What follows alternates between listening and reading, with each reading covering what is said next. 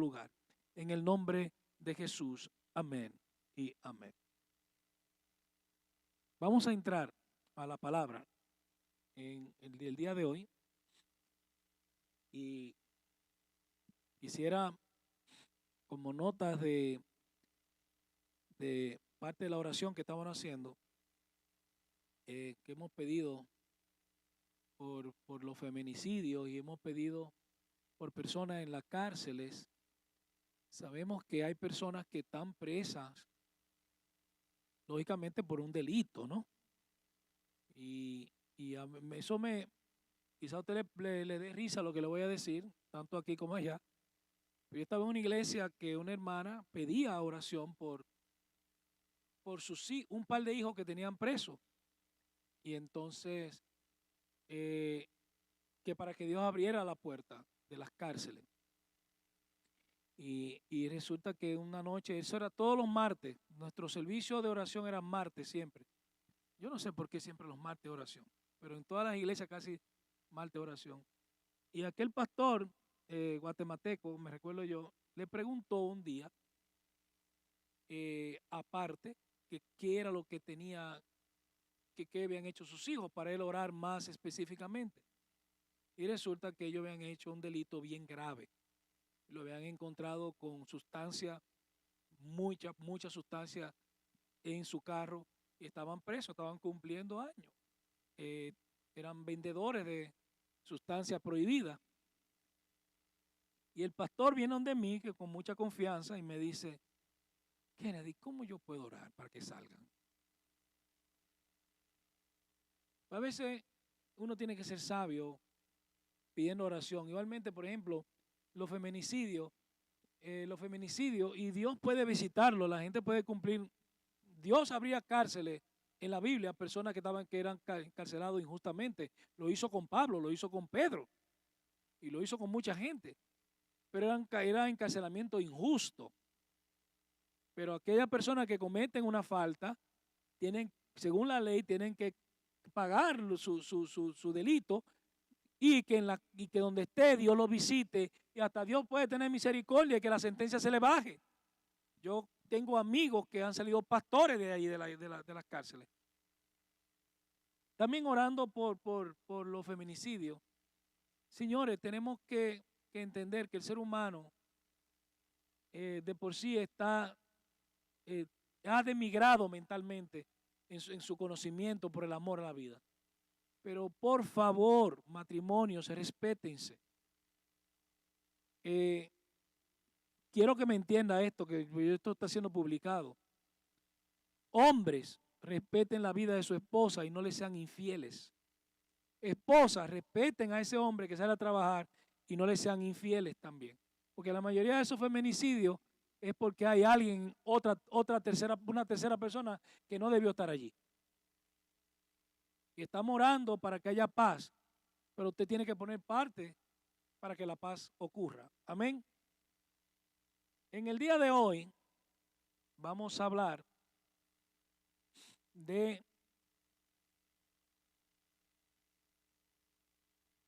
la parábola de los dos hijos. La parábola de los dos hijos. Una parábola muy interesante. No hay mucho que decir en esta parábola, así que voy a hacer lo más breve posible. Esta parábola se encuentra en el Evangelio, creo, de Mateo, capítulo del 21, 28 a 32. Mateo 21, del 28 al 32. Doy gracias a Dios por mi hermana Felicia. Quiero hacer esto notorio en público, porque yo siempre a la hermana Felicia le mando mis notas. Siempre, todas las notas mías de prédica se las mando, porque yo siempre he visto en ella, no digo que no lo he visto en todo, pero en ella, de que estuvimos en la sinagoga, ella siempre tiene una pasión, pregunta, deseo de aprender, y lo hago esto en público y a presencia de ella que está aquí, que mi intención de yo mandarte esto es porque yo sé que Dios te va a preparar y te está preparando para tú aprender más y más de la palabra de Dios. Y eso es muy bueno. Por eso yo le comparto mis notas, tanto de los estudios como de las prédicas. Yo creo que la del domingo te la envié. Así que, fíjense, la parábola de los dos hijos es una parábola que narra la historia de un padre que pide a sus dos hijos trabajar en su viña. Y el primero se niega, pero luego va. Y el segundo acepta, pero no va. No va. Y Jesús enseña que el arrepentimiento y las acciones sinceras, o sea, el obedecer, valen más que las palabras vacías. Óigame bien, sencillamente esto es una parábola que habla acerca del primer hijo. ¿A quién se refiere el primer hijo? Representa a los pecadores, los marginados, como publicanos y rameras, porque esta parábola se describe ella misma. ¿Quién es el primer hijo? Las rameras, las prostitutas, los pecadores. Ese es el primer hijo que dijo que no iba y después fue.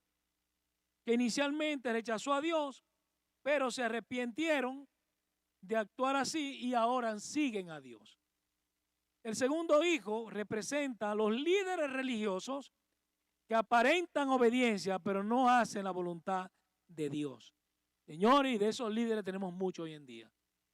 Disfrazados, bien vestidos, aparentan, pero no hacen la voluntad de Dios. La enseñanza principal que Jesús quería traer en esta parábola, Jesús destaca que la obediencia se demuestra con acción concreta y no solo con promesas. Voy a repetir esto, que la obediencia se demuestra con acción concreta, que se vean, y no solo con promesas que muchas veces pues no se cumplen, son falsas. Los pecadores que se arrepienten entran al reino de Dios antes que aquellos que son hipócritas y religiosos de palabras solamente. Esta parábola que vamos a leer ahora y vamos a ver algunas cosas para que entendamos mejor lo que sucedió, por qué vino esta parábola. Esta parábola sencillamente nos habla que es más importante el obedecer que estar lleno de conocimiento. Usted puede estar lleno de mucho conocimiento. Usted puede hablar muy lindo. Usted puede manejar un escenario. Usted puede expresarse bien, oler bien, vestir bien. Pero si usted no obedece, de nada sirve todo ese conocimiento que usted tiene o que tengamos. Jesús siempre Jesús siempre le habían tratado de agarrar en algo para acusarle. Siempre andaban vigilándolo. En un momento dado mandaron a unos sátrapas, a unos alguaciles más bien, para ver dónde Jesús lo podían, se equivocaba y lo podían agarrar. Y aquella gente se quedaron oyendo a Jesús las enseñanzas. Cuando volvieron a los sacerdotes, vinieron con las manos vacías. Ellos estaban esperando que vinieran con Jesús. Y los sacerdotes y los principales de la sinagoga le dijeron, ¿y dónde está Jesús? ¿No lo trajeron? Y dice, no podemos traerlo. ¿Pero y por qué no lo trajeron? Dice, porque nosotros nunca hemos oído a nadie que hable como Él habla, con la autoridad que Él habla. Óigame lo que hace Dios. Óigame lo que hace cuando usted está hablando la palabra de Dios, que el que va a apresarlo se queda así y va con la mano vacía y dice, no, yo no puedo apresar a ese hombre, porque nadie habla como él. Nadie. Y cuando dijeron, aquellos alguaciles, cuando le dijeron que nadie, le estaba diciendo también a ellos mismos, ni ustedes hablan como él. Ni ustedes que nos mandaron a apresarlo, ni ustedes hablan como él, con la autoridad que él habla. Pero siempre a Jesús lo estaban vigilando para ver dónde. Óigame, yo no sé si usted se ha dado cuenta de eso, que A veces, yo no sé si usted ha vivido eso, pero hay personas que están al acecho, que usted se equivoque en algo, pa.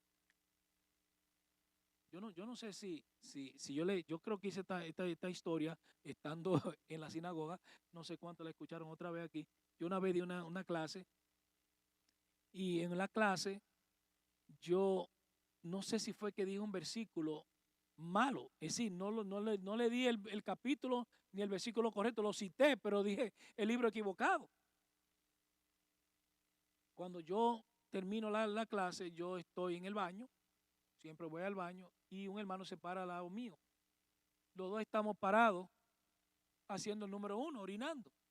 Y él está mirándome y de repente me dice, hermano Kennedy, yo quiero preguntarle algo. Y yo me preocupo porque estamos los dos orinando allí y él me salta con una cosa así. Yo dije, Dios mío, yo solo allí, dije, ¿y ahora qué? Y yo no me voy a orinar en los pantalones en el piso. Y estábamos pegados uno al lado porque el urinal estaba uno al lado de otro. Y yo estoy aquí así, él está ahí, él está ahí. Hermano, yo quiero preguntarle algo a usted. Yo dije, y yo loco por subirme el cipe para arriba con todo y salir de allí. Y digo yo, ¿pero qué fue, hermano? Espere, déjeme terminar. No, tranquilo, yo le voy a preguntar ahora. Y yo, no, pero espérese. Y lo que me iba a preguntar, lo que me iba a decir era, usted me dice, usted no se siente mal, pero yo le voy a decir, no, que usted se equivocó en la cita. Y yo, pero ¿y por qué tú me dices esto? Yo con todas mis cosas orinando afuera y usted también, y usted aquí, óyeme, él estaba ofendido porque estaba esperando que yo me equivocara en algo para decírmelo. Pero yo le dije, mire hermano, gracias por usted decirme eso, pero no era el lugar correcto, porque usted me asustó. Yo dije que usted me iba a decir otra cosa. Digo, yo seguro, Dios mío, y María Mercedes, la pobre asustada, dice, ¿qué pasó? Y dice, no me tocó por ningún lado, tranquilo.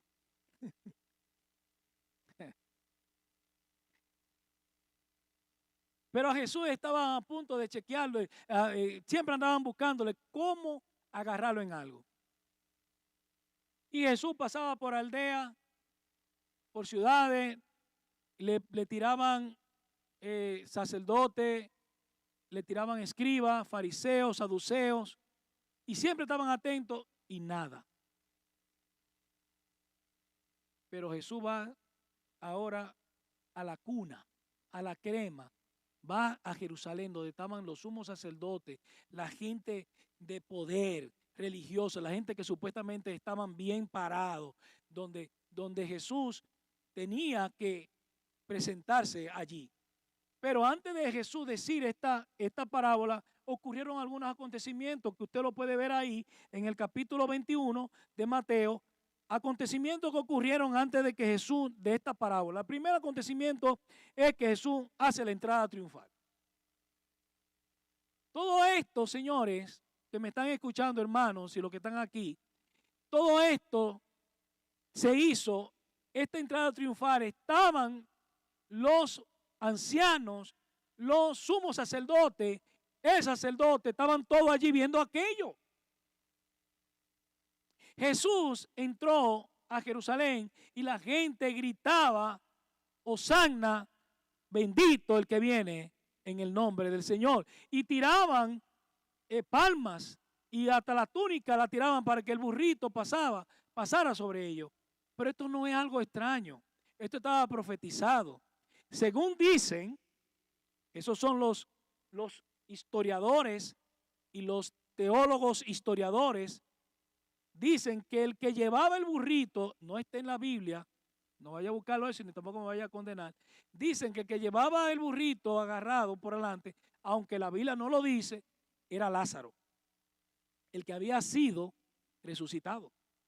Y la gente se había acumulado, amontonado para ver a Lázaro. Y Lázaro, antes de Jesús entrar a Jerusalén, Jesús había resucitado a Lázaro. Oiga los acontecimientos que vienen ocurriendo. Resucita a Lázaro, entra a Jerusalén un burrito. Entrar montado a una ciudad no era algo extraño. Es una costumbre romana. El general, después de la batalla, entraba en un caballo. Y le daban gloria y le daban honra. La gente quizá estaba esperando que entrara un caballo para ir, pero entró un burrito. Pero el que estaba sobre el burrito era el Rey de Reyes y Señor de Señores. ocurre la entrada triunfal. Después de esto, hay un problema en el templo donde están cambiando y vendiendo palomas y haciendo cambio de dinero, y Jesús purifica el templo. Jesús agarra y voltea las mesas y hasta le da latigazo a los vendedores y los saca, y le ha dicho: mi casa será llamada casa de oración, pero ustedes la han convertido en cueva de ladrones. Todo esto en vista de quién, en presencia de quiénes, de los sumos sacerdotes, de los sacerdotes, de los ancianos, los líderes religiosos, la crema grande de la supuesta religión judía estaba allí en Jerusalén en aquel momento, porque era tiempo de la Pascua, estaba cerca la Pascua. Aquí tenemos ya 3 acontecimientos. Jesús resucita a Lázaro y eso se riega. La gente comenzó a buscar ahí hasta la casa de Lázaro para verlo. Jesús, segundo, entra a Jerusalén, la entrada triunfal. Tercer acontecimiento, Jesús purifica el templo. Después Jesús va pasando por una higuera y no encuentra fruto y dice que la maldice y la seca. Todo esto lo están viendo la gente. Pero ahora viene donde comienza todo. Donde aquellas personas, los ancianos, sacerdotes, no se aguantaron y llamaron a Jesús. Y le dijeron: Jesús, ¿con qué autoridad tú haces estas cosas? Oye, levantas muertos. Entra como si fuera un conquistador. Te mete al templo y vira las mesas. Seca árboles. ¿Con qué autoridad tú haces estas cosas? Pero Jesús, que sabe que no es la primera vez que tratan de agarrarlo, Jesús le dice: yo le voy a contestar a ustedes con qué autoridad yo la hago, pero si ustedes me contestan esta pregunta. El bautismo de Juan el Bautista, ¿era del cielo o era de los hombres? Y ahí están ellos, los ancianos, los sacerdotes, hablando entre ellos. Mira, si le contestamos que es del cielo, entonces vamos a tener que estar de acuerdo que Él es hijo de Dios, Él es el Mesías. Pero si le contestamos que es de los hombres, nos vamos a tirar al pueblo entero en contra, porque el pueblo cree que Juan es un profeta. ¿Y qué ustedes creen que le respondieron? No lo sabemos. Cuando van a Jesús le dicen: Jesús, no lo sabemos. Claro que ellos lo sabían. Ellos lo sabían, pero no lo iban a responder. Entonces Jesús le responde: ustedes no lo saben. Pues yo tampoco le voy a decir en nombre de qué autoridad yo hago todas estas cosas. Oiga, Jesús estaba fuerte. Tú no me vas a contestar, pues yo no tengo por qué darte respuesta a ti. Yo tampoco le diré con qué autoridad hago estas cosas. Entonces Jesús sabiamente, después de todo este acontecimiento, ahora entra. Yo digo que había un nivel, si yo pudiera medir, no voy a decirle el enojo, pero sí, quizás Jesús en cierto momento se enojó, pero un enojo sano, del nivel de enojo que estos fariseos, estos ancianos, estos sacerdotes llevaron a Jesús a un nivel tan fuerte que esto no fue cosa fácil, porque Jesús venía de tumbar mesas y ahora vienen a decirle con qué autoridad tú haces eso. ¿Y por qué ustedes creen que le preguntaban con qué autoridad hace eso? ¿Por qué? ¿Algún micrófono por ahí? ¿Por qué? ¿Alguien me puede contestar por qué? Le preguntaron eso a Jesús. ¿Con qué autoridad tú haces esas cosas? Porque Jesús estaba en la crema innata de Jerusalén, donde estaban los ancianos, el sumo sacerdote, los sacerdotes, la gente fuerte. Y solamente ellos daban la autoridad de quién podía enseñar o no. Entonces ellos dicen, si nosotros no te hemos dado la autoridad, ¿con qué autoridad tú estás haciendo estas cosas?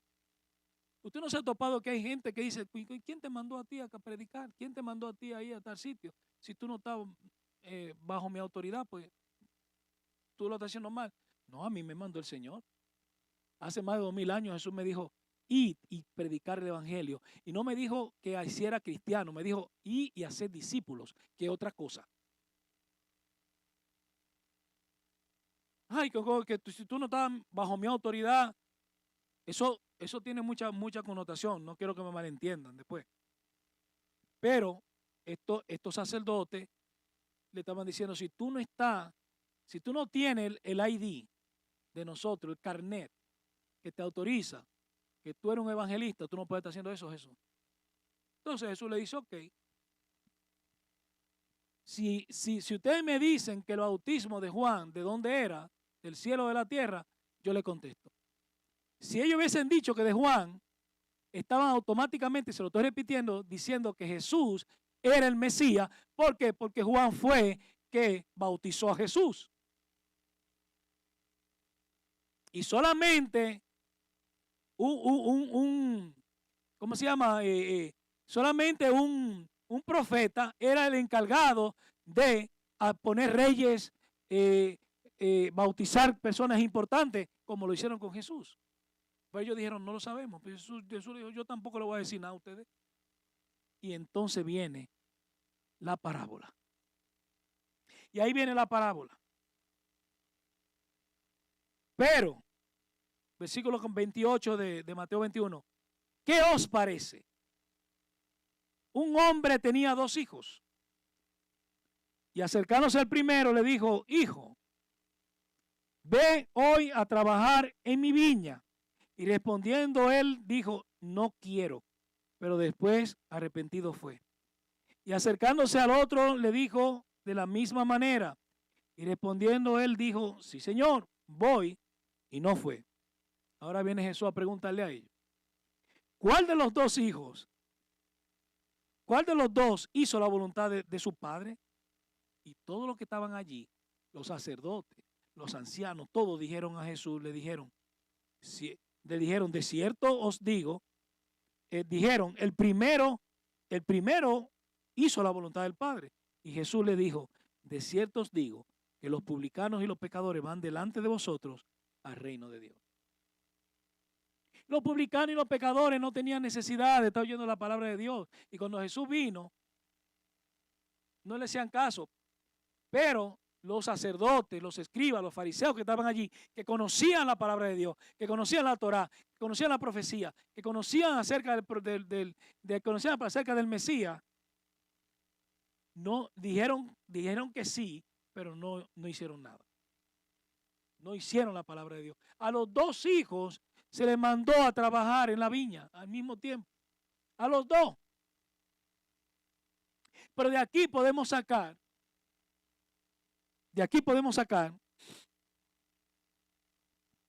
posiblemente 4 diferentes tipos de hijos. Porque aquí hay 2 hijos. Aquí está el hijo que dijo, no voy, y fue. Aquí tenemos otro hijo que dijo, voy, y no fue. Pero el tercer hijo que podemos sacar, que no está aquí, es el que dice, voy, y va. Y el cuarto hijo sería aquel que dice, no voy, y nunca va. Y eso lo tenemos en la iglesia. Tenemos aquellos que dicen, yo lo voy a hacer. Aquí me tienen. ¿Dónde vamos? Lo hacemos y lo hacen. Hay otros que dicen, yo no voy a hacer nada. Y no hacen nada. Y están los que dicen, sí voy a hacer y no lo hacen. Y hay otros que dicen, no lo voy a hacer y lo hacen. Y yo creo que voy a poner un quinto hijo. ¿Me permite poner un quinto hijo? Aquellos que dicen, Nelson, déjame poner un quinto hijo. Aquel quinto hijo es aquel que dice, lo voy a hacer y no lo hace, pero se enoja cuando ve a otro haciéndolo.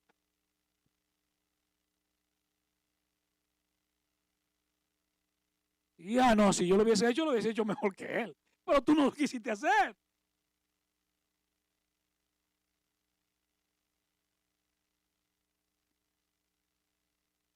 El martes pasado yo di un mensaje, una cita a Nelson que la quiero repetir en el día de hoy, que va muy bien. Y quiero leer un versículo diferente a la Biblia, que quizá usted la tiene la Biblia Reina Valera. Yo tengo una Biblia del oso acá, me gusta como ellos lo dicen. La Biblia del oso, yo leí 1 Samuel 15:22. Y oiga cómo dice la Biblia del oso, así se llama la Biblia del oso.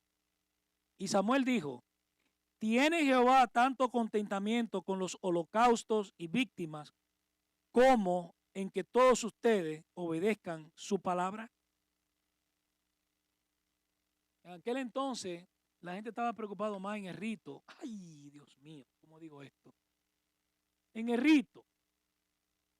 Cuando usted me ve que yo hago esto, ay, Dios mío, que me vienen cosas a la mente. Estaba más preocupado en holocausto, en lavado de la mano, en lavado de los pies, en las frutas, en el candelero que no se apagara, y el incensario, pero para obedecer eran duros. Hoy en día hay mucha gente que estaba preocupada por el templo, por lo físico, que por la obediencia a la palabra. Hay personas que están más preocupados en cómo verse físicamente para reflejar una santidad que no vive que obedecer la palabra.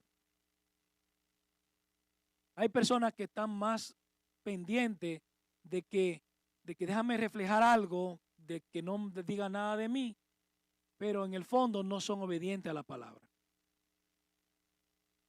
Dios anda buscando personas que le alaben en espíritu y en verdad, pero también anda buscando personas que le obedezcan en espíritu y en verdad. La obediencia es el fundamento verdadero de estabilidad espiritual. No hay una cosa más hermosa. Por eso, yo no sé, ustedes todos los que están aquí, creo que excepto ella, no es madre, pero todos somos padre y madre acá. Si usted tiene más de un hijo, no lo sé. Pero a uno siempre le preguntan, ¿y cuál tú quieres más de todo? Siempre te preguntan, ¿y cuál es tu hijo preferido? Yo lo quiero a todos. Pero usted se imagina un hijo que todo lo que usted le diga, sí papi, sí mami, dime, ¿qué tú necesitas? Allá voy. Y aunque vaya inclusive incómoda, ya tengo que ir a buscar al supermercado, pero van. Y ya tengo que botar la basura, pero tengo que van. Pero ese niño, usted llega a la casa siempre con algo en la mano para dárselo. Lo sorprende con un regalo, le da esto, le da lo otro. Porque no hay una cosa más hermosa que obedecer. Y yo voy a decir, como decía un señor, muy amigo mío, que ya está en la presencia del Señor, en una reunión que tuvimos hace años, cuando estábamos fundando una iglesia. Él, Ferdinand García, se llamaba él, un puertorriqueño. Tenía mucho conocimiento de cómo formar iglesia. Estábamos hablando acerca de las reglas parlamentarias, de las reglas cómo dirigir las iglesias. Estábamos empezando. Y él dijo algo que me marcó. Él dijo, a mí me paga Dios por obedecer. Es decir, yo estoy de acuerdo con lo que ustedes digan y yo soy obediente. Y él era el que más sabía del grupo. Él dijo, a mí me paga Dios por obedecer. ¿Usted se imagina que por usted obedecerle a Dios, Dios le paga?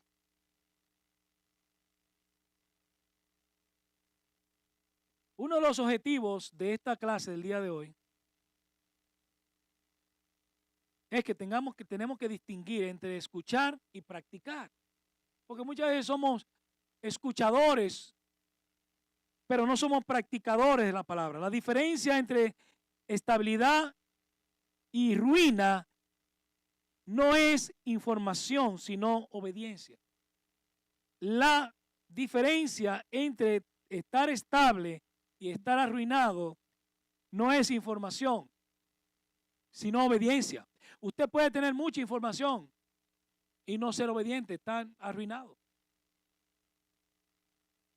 Un paquete de información en su cerebro sin llevarlo a la práctica no es nada, sin obediencia. El objetivo, tenemos que distinguir entre escuchar y practicar. Debemos entender la metáfora del fundamento de esta parábola, que es la obediencia. Que muchas veces nos llenamos de conocimiento y estamos en lugares espaciosos como estaban los ancianos, como estaban los sacerdotes, pero no eran obedientes. Evaluar áreas de nuestras vidas. Objetivo de esta clase, vamos a evaluar áreas de nuestras vidas donde debemos practicar más la obediencia. Ojalá que sean todas las áreas. Con digo áreas de nuestra vida es que quizás somos, porque muchas veces somos obedientes en algo, pero en otras cosas no.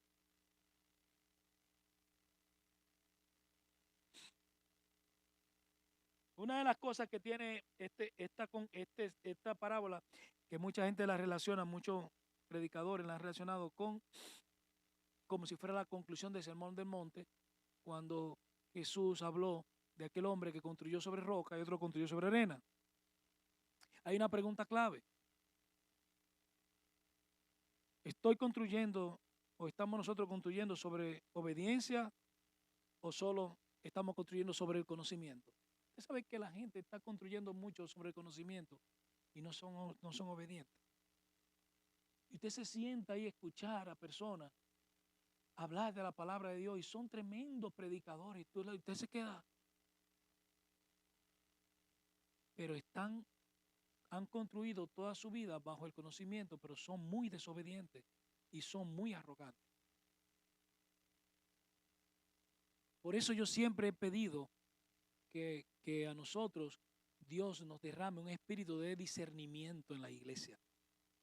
Es muy importante cuando usted pide a Dios, Señor, dame un espíritu de discernimiento para cuando yo esté sentada allí o sentado allí y escuche la palabra de Dios, yo verdaderamente tú me digas si el que está hablando es una persona que tiene la autoridad para hablar. Porque nosotros somos muy dados a estar perplejos como seres humanos delante de personas que tienen unos conocimientos. ¡Wow! Ese tipo sabe. Mira cómo habla la palabra esa señora. Mira, wow, Dios la usa con poder. Pero, mire, si usted lo dejan vivir con esa señora, con ese señor un par de días,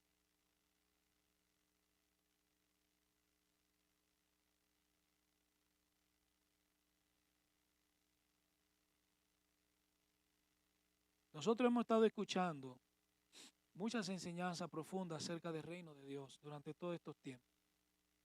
Esta parábola es una llamada a tomar una decisión, tomar decisiones en nuestras vidas. Ambos hombres, ambos hijos escucharon. La diferencia no es la exposición, sino la obediencia. Ambos escucharon. Pero hubo uno que dijo, no voy, pero fue. Y eso van delante del reino de los cielos. Así que en esta noche, mis queridos hermanos y amigos que me escuchan a través de la radio, esta ha sido la parábola del día de hoy, la que tocaba este día, acerca de la obediencia. El reino de Dios exige obediencia práctica. Y la palabra obediencia en este caso tiene un momento analítico y quiero que subrayen esta palabra y se lo pongan. Miren, el reino, en el reino, de los cielos, en el reino aquí del Señor, cuando vamos a obedecer, tiene un momento analítico y subraya la palabra analítico. Se debe de procesar lo que se va a practicar o a obedecer. Atención a esto. Quiero que me entienda allá en casita. Estamos hablando de la palabra de Dios. Pero usted no tiene que obedecer cosas que usted sabe que va en contra de la palabra de Dios. Que atenta contra su integridad, contra lo que usted ha creído. Por eso digo que la obediencia tiene un momento analítico. Usted tiene que analizar, espérate, ¿esto es de Dios Sí. Muchas veces Jesús le dijo a los discípulos, ¿usted sabe qué?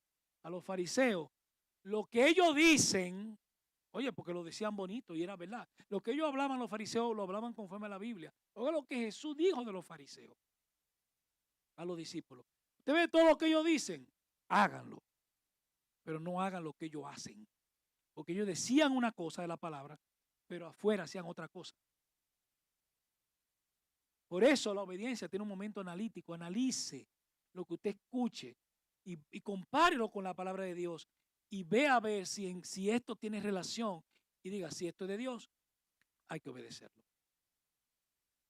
Porque créame que hay instituciones religiosas que han caído en prácticas dogmáticas que no son bíblicas, que son tradicionalistas y que la han convertido en doctrina dentro de la iglesia que no tiene que ver nada y lo que hace es que esclavizan a los miembros de su iglesia. Y hay que obedecer porque hay que obedecer, pero eso no está en la Biblia, pero usted tiene que obedecer. Hay prácticas que son buenas, yo no voy a decir que no, pero hay un momento analítico que usted tiene que saber lo que va conforme a la palabra de Dios. Y esta gente, ancianos, fariseos, sacerdotes, estaban llenos del conocimiento de la palabra de Dios, pero hacían todo lo contrario, no obedecían. El mucho conocimiento no necesariamente tiene que ver con el obedecer. Por favor, llevémonos eso. Y la pregunta de hoy, ¿sobre qué fundamento estamos nosotros basando nuestra fe? ¿Sobre un fundamento de conocimiento o sobre un fundamento de obediencia? Jesús mismo lo dijo muchas veces a los fariseos, yo vine aquí a hacer la voluntad de mi Padre. Todo lo que yo digo, dijo Jesús, todo lo que yo digo, lo digo porque el Padre me dice que lo diga. Yo no digo nada de lo que de mí, todo lo mío es de Él. Él me lo dice y yo lo digo. Jesús vino a obedecer hasta el final. Y la obediencia tiene un premio grande. Obedecer y confiar en Jesús es la prueba más hermosa de que somos verdaderamente hijos de Dios. Vamos a orar. Póngase sobre sus pies. Ya hemos terminado. Esta noche espero en el Señor que allá en casita usted haya tomado las notas y los apuntes necesarios para que Dios sea con usted ayudándolo en todo y sea Dios bendiciéndolo. Y no nos olvidemos que ser prudente no solamente es construir la casa sobre las rocas, sino también construir nuestra fe en la obediencia al Señor. Padre, en el nombre de Jesús, en esta noche damos las gracias por este tiempo maravilloso que hemos pasado estudiando esta parábola de los dos hijos. Te rogamos